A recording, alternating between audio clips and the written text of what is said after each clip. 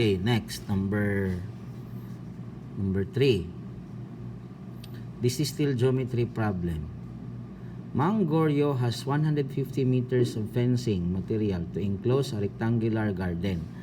So, this 150 meters represents the perimeter of the rectangular garden.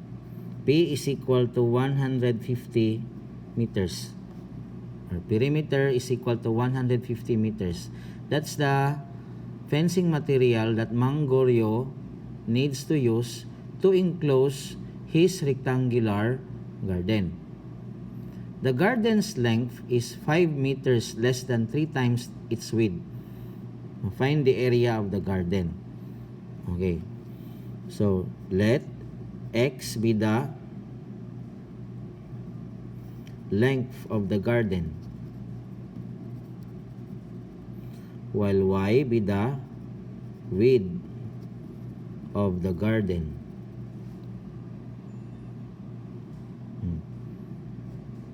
This is the rectangle. Let me draw it.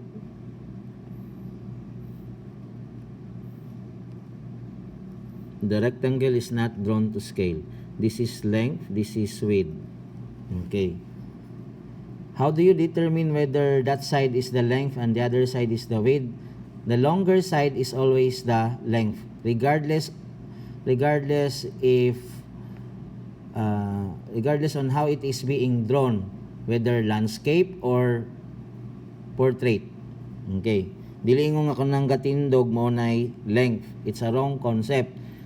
The correct concept is that the longer side should always be the length, not the vertical side. Yeah.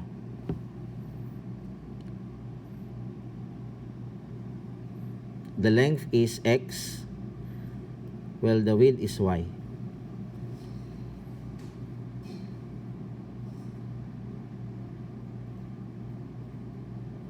The garden's length, which is X, is 5 meters less than 3 times the width. So, X is equal to 3Y minus 5.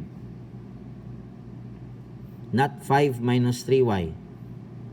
Again, the garden's length, which is X, is 5 meters less than 3 times its width, which is Y.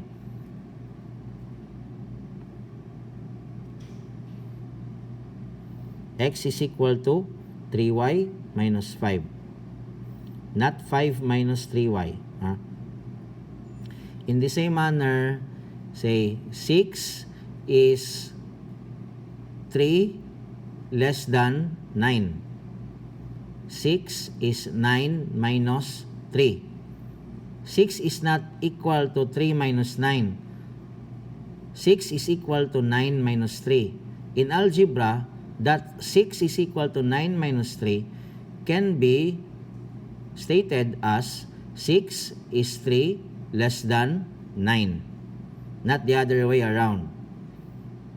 So, the garden's length, which is 5 meters less than 3 times its width, should be written as X is equal to 3Y minus 5, not 5 minus 3Y.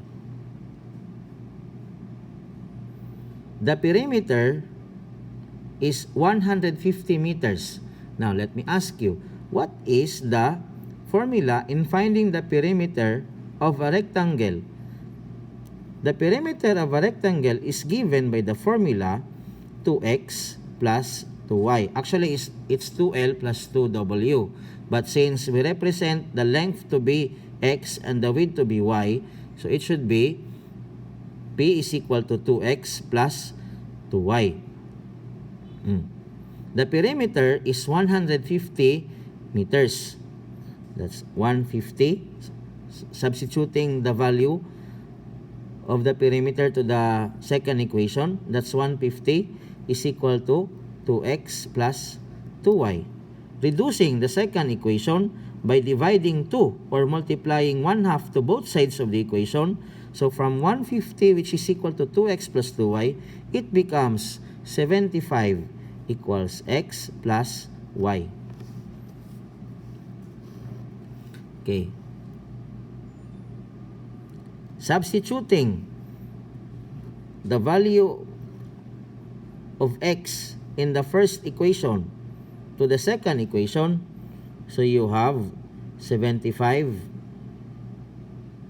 is equal to 3y minus 5 plus y. Combining like terms, adding 5 to both sides of the equation, that's 80 is equal to 4y, or 20 is equal to y after dividing 4 to both sides of the equation. Applying symmetric property of equality, therefore y is equal to 20. Y is equal to 20.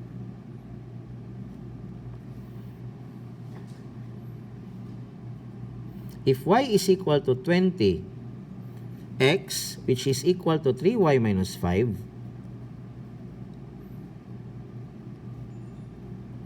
would be 55. 55 meters. So don't forget to write the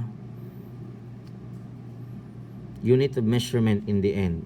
Some would argue that the unit of measurement must be written all throughout the solution. I personally prefer writing the unit of measurement at the end of the solution. Meaning to say, affixing the unit of measurement only in the answer. That's my preference.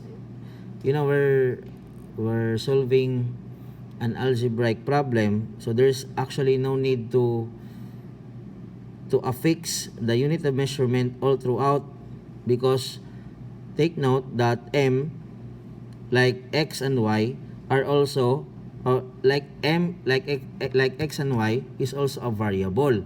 So it might be misconstrued as something that has a value like x and y.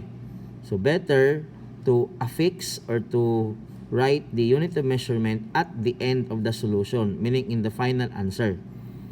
Okay. How do we check that the answer is, or the answers are correct? X is equal to 55 meters and y is equal to 20 meters. It says that Mangorio has 150 meters of fencing material. So in a rectangle, there are 4 sides. So the length is 55 meters.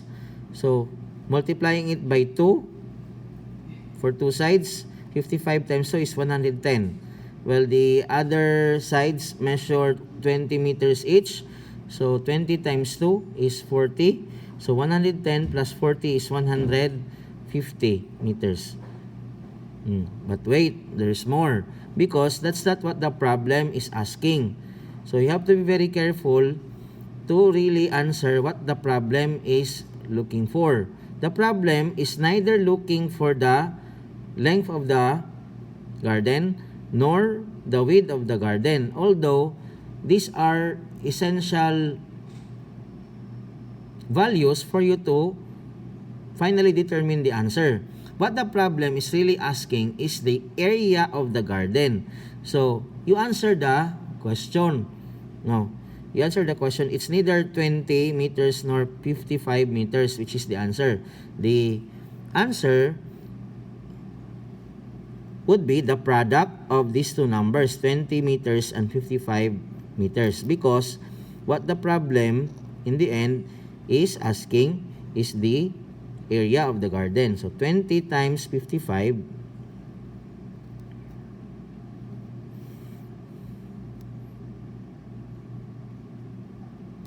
that's 1,100 square meters.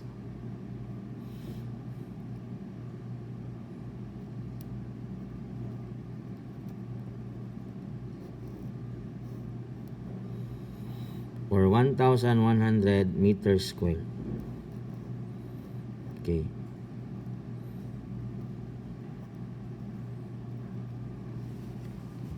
You have to be mindful also with the use of the correct unit of measurement, since you are writing the area of a plane figure like a rectangle, then the unit of measurement must be square meters or meters squared, not just meter. Kung perimeter, meter lang na siya. Pero kung area, it should be square meters. Kung volume, it should be cubic meters. Okay. Or cubic units. Kung wala na specify ang